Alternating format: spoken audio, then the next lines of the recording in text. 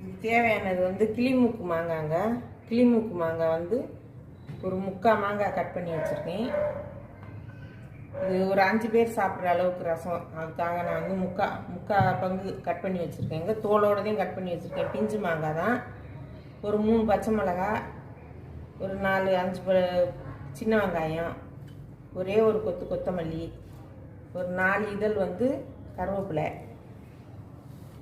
இது வந்து மல்லி வந்து 1/2 ஸ்பூனு, 1.5 ஸ்பூன் துவரம்பருப்பு, ஒரே ஒரு காஞ்ச மிளகா, ஒரு துண்டு பெரிய பெருங்காயம் துண்டு, ஒரு 10 அளவு, ஒரு 10-15 இது வெந்தயம்.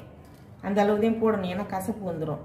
1 ஸ்பூன் மிளகு, 1/2 ஸ்பூன் ஜீரகம், 2 பல் பூண்டு. வாங்க இதை வறுத்து எடுத்துக்கிட்டு வந்துடலாம். பூண்டை தவிர்த்து மற்றெல்லாம் வறுத்து பொடி பண்ணிடலாம். ஒரு 2 சொட்டு அளவுங்க, அதாவது 1/4 டீஸ்பூன் அளவு